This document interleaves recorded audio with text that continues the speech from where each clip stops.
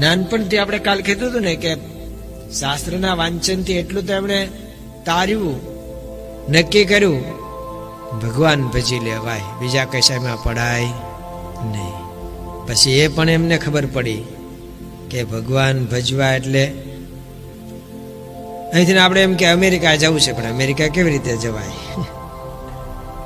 સંકલ્પ સારો કહેવાય, પણ જવાય કેવી રીતે? અહીંથી ચંદ્ર ઉપર જવું છે, જવાય કઈ રીતે એ જાણવું પડે. કાંઈ પણ પ્રવાસ કરવો હોય તો આપણે જાણીએ છીએ, કોઈક આપણા કરતા અનુભવી હોય આગળના, એની પાસેથી જાણીએ છીએ. તો આમ કોઈક અનુભવી મળવા જોઈએ આ માર્ગના.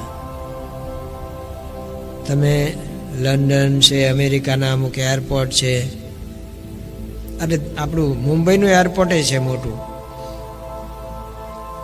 કોઈ જાણકાર ન હોય ને તો તમે બહાર ન નીકળી શકો. પ્લેનમાંથી ઉતરી તો જાઓ, નીકળવું ક્યાંથી? એક્ઝિટ જ ન મળે, એટલા મોટા હોય. અંદર ટ્રેન ચાલે છે, ટ્રેનમાં બેસવું પડે, એ આપણને ક્યાંક પહોંચાડે છે પાછા.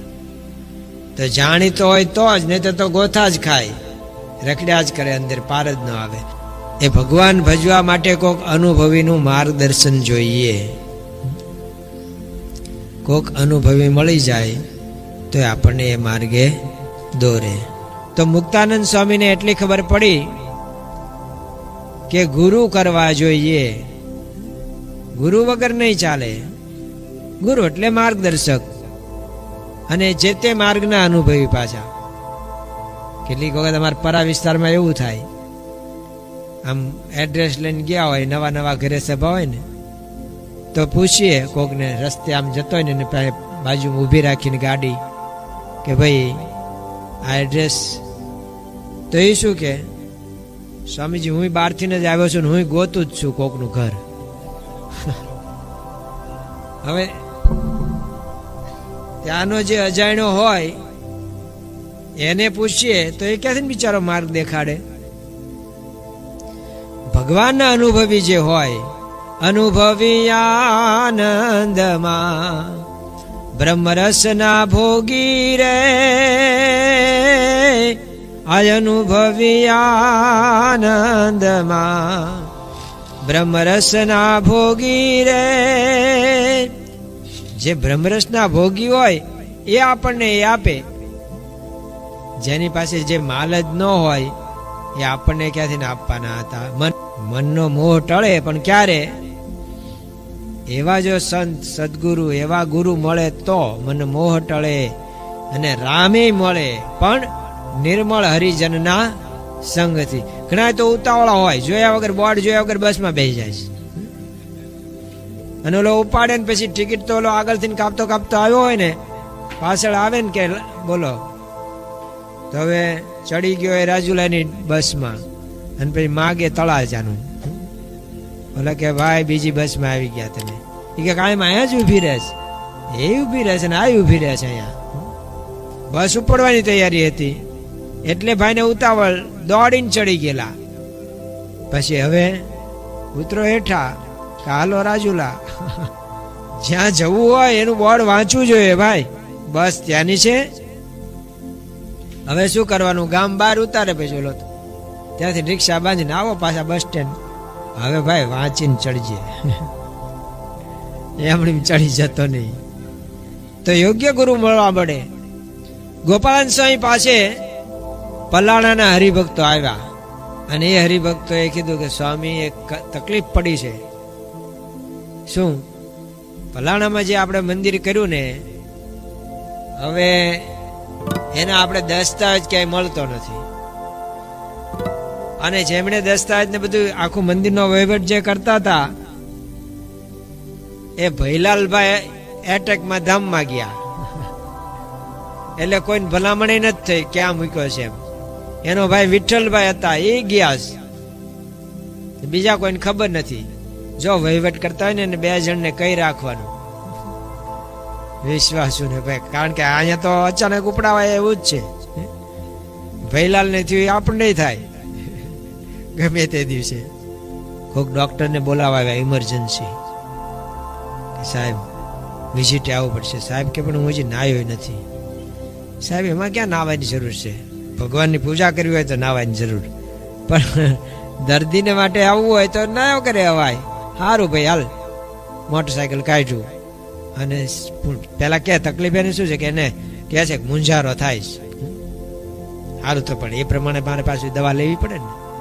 દવા લઈ લીધી અને સાહેબ ત્યાં પહોંચ્યા અને દર્દીને આમ ટેથોસ્કોપ કરીને આમ જોતા હતા અને કીધું એટેક જેવું લાગે છે. અને તપાસતા હતા ને ત્યાં સાહેબને આવ્યો એટેક. તો દર્દી રહી ગયો ને સાહેબ ઉપડી ગયા. આમાં કાંઈ કોઈનું નક્કી નથી. અમારે સુરેશભાઈ કે હું સાવરકુંડલા હતો ને, એક દાદા એ કે દિવાળી ન બગાડવી ને એટલે આમ ફાનસ ને ઓલું આમ ઘોડો ઊંચો કરીને બીડી હળગાવી હેઠથી. દિવાળી ન બગાડવી એક કરકસર. પછી કે કઈક દાદા પીતા હતા ને એને રાડ પાડી તે કોક જાગી ગયા ને દોડીને આવ્યા, જોયું તો બીડી તો હલકતી હતી ને દાદા ઓલવાઈ ગયેલા. આટલી વાર લાગે બોલે. તો ગોપાલ સ્વામીને કીધું કે સ્વામી આવું થયું છે. ભૈલાલભાઈ કઈ કહેવા રહી છે ક્યાં નહીં, દસ્તાવેજ મળતો નથી. અને મૂળ તો આ વાત ગામમાં પ્રસરી ગઈ. એ દુઃખની વાત એ છે. ઘણી વખત શું મંદિરની ખાનગી વાત હોય ને, ખાનગી એટલે કોઈને કહેવાની ન હોય કે જગતમાં, પણ એ વાત આખા ગામમાં પ્રસરી જાય. એટલે જેના પાસેથી મકાન વેચાતું લીધું હતું એને ખબર પડી ગઈ કે દસ્તાવેજ મળતો નથી. તેણે કરી અરજી કોર્ટમાં કે આ લોકો બધા માથા ભારે છે, એનો સમૂહ મોટો છે સ્વામિનારાયણ વાળાનો, મારું ઘર ખાલી હતું એમાં એમણે દેવ પધરાઈ દીધા છે બળજબરીથી, તો દાદ માગી મને મારું મકાન પાછું અપાવો. વકીલ તો મળી જ રહે. કોઈ પણ કેસ લઈને જાઓ ને તો વકીલ બળની જ વાત કરે, વાંધો નહીં આવે કોને પણ મને. અને જો હારી જાય ને કે આપણે એક કાગળ ખૂટ્યો, નહીતર આપણે ઓલામાં જ હતા, આપણા તરફમાં જ હતું બધું, આપણા તરફેણમાં જ આવે જજમેન્ટ. પણ એકમાં આપણે આમાં મોળા પડ્યા, મેં તમારી પાસે માગ્યો હોય તે પણ એવો જ માગે ને કે ઓલાની પાસે હોય જ નહીં. તો ગોપાલ સ્વામી કીધું કે કોર્ટ કચેરી થઈ છે અને હવે કેસ ચાલે છે. ગોપાલ સ્વામી કે આપણે મૂળ દસ્તાવેજ કરાવેલો તો ખરો ને, એમ તો છે ને. પાછું આપણું જ એક મંદિર છે એમાં કાંઈ નથી ને એમણે મંદિર કરી નાખ્યું છે એક ગામમાં બધા ઉત્સાહી બાંધી દીધું છે, હવે કાંઈ છે નહીં. તો ગોપાલ સાહેબ પૂછ્યું આપણે દસ્તાવેજ તો કરાવેલો કે સ્વામી તો અમને બધાને ખબર છે, 2 જણને તો હાજર કર્યા, આ લોકોની સહી પણ છે સાક્ષીમાં, પણ મૂળ મુદ્દો મળતો નથી. એ વખતે ઝેરોક્સ ને આવું કઈ હતું નહીં કે એની કોપી મળે પાછી. તો હવે સ્વામી આપ સમર્થ છો, આપ તો બધું જાણો, આપ તો સમાધિ કરાવી શકો છો. સ્વામી કે હાલ્યો એ કરીએ, એ સારું તેમ કીધું. ક્યાં ગયા કેશવદા, કેશવ જીવન બોલાવો એને. તે ગોપાલ સ્વામી એને કીધું જા તું સમાધિમાં જઈ અક્ષરધામમાં ભૈલાલને પૂછ્યા જા કે દસ્તાવેજ ક્યાં મૂક્યો હંતાડ્યો છે. તે તો ગયા, પાછા આવ્યા અને વાત કરી સ્વામી અક્ષરધામમાં ભૈલાલ છે જ નહીં. પહેલા તો ત્યાં તો કેટલા બ્રહ્માંડના આવતા હોય ભૈલાલ, એટલે મને તો કેટલા પ્રશ્ન પૂછી નાખ્યા ત્યાં પૂછપરછ ઓફિસ વાળાએ તો કે ભાઈ તું કયા બ્રહ્માંડમાંથી આવે. પેલા એ તો તારો કોડ નંબર તો કે હું તો પૃથ્વી પર, પૃથ્વી કેટલી છે ભાઈ, તે કે અમને કઈ કોડ ખબર ન હોય. છેલ્લે હમણાં સ્વામિનારાયણ ભગવાન ક્યાં પ્રગટ થયા હતા એના પરથી તમે સર્ચ કરો, ગૂગલમાં પૂછો. એ બધું કરતા કરતા માંડ મેળ પડ્યો, તે આપણી પૃથ્વીનું તો કોડ નંબર મળ્યો. તેમાં એને કર્યું, સર્ચ કર્યું અને પછી એ પૂછ્યું પાછું કે આ ભૈલાલ ગયેલો છે ક્યારે, હવે એ મને ખબર નહીં, હું તો સીધો સમાધિમાં જતો રહ્યો. પછી મેં અઠે કીધું કે અમને થોડા વર્ષમાં જ ગયો હશે. તેને છેલ્લા 10 વર્ષમાં આ બ્રહ્માંડમાંથી કોઈ આવા ભૈલાલ આવ્યા હોય એનું કમ્પ્યુટરમાં પૂછ્યું તો એને ના પાડી કે કોઈ ભૈલાલ આવ્યો નથી છેલ્લા 10 વર્ષમાં પૃથ્વીલોકમાંથી. હવે બધે જાહેરાતે કરાવી કે કોઈ પૃથ્વીલોકનો ભૈલાલભાઈ હોય તો પુષ્પરસ ઓફિસ પાસે ફલાણા ભાઈને કેશવ જીવનદાન મળે. એમાંય કોઈ આવ્યું નહીં. એટલે હું પછી પાછો આવ્યો. સ્વામી બધાને થયું કે ભૈલાલ પણ અક્ષરધામમાં નહીં ગયો. અરે સ્વામી, એ તો મુખ્ય વહીવટ કરતા ને અમારા મુખ્ય હરિભગત, એ ન ગયો હોય પછી અમારે તો શું સમજવાનું? તો પછી અમારે નામ કઢાવી જ નાખવાના ને. જો ભૈલાલ નો મેળ ન પડતો હોય તો અહીંયા તો વારે વારે કેવા મહારાજને અંતકાળે જરૂર તેડવાયા આવવું, બિરુદ મારું એને બદલે એમ સર્વે જનને જણાવવું. એનું કેમ સમજવું? ભૈલાલભાઈ તો ક્યાં ગયા હોય? તો પછી ગોપાલ સ્વામી કે ભૈલાલ ને કયા સાધુ સાથે હેત હતું? તો કે અમારે ત્યાં વારે વારે અમોઘાનંદ સ્વામી આવતા, અમોઘાનંદ સ્વામી સાથે એમને સારું હેત. પછી સંતોને પૂછ્યું, એટલે અમોઘાનંદ કયો?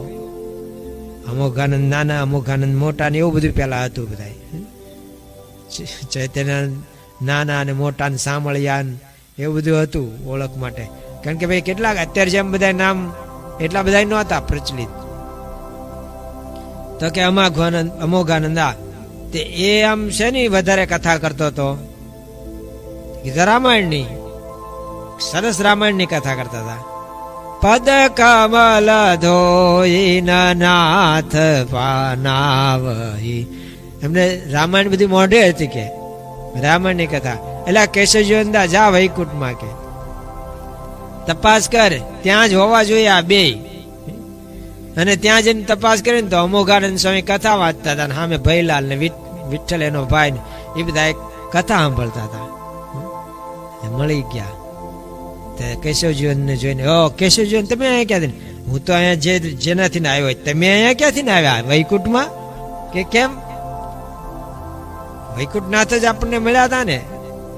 સ્વામિનારાયણ વૈકુંઠનાથ એટલે અહીંયા જ આવવાનું હોય ને.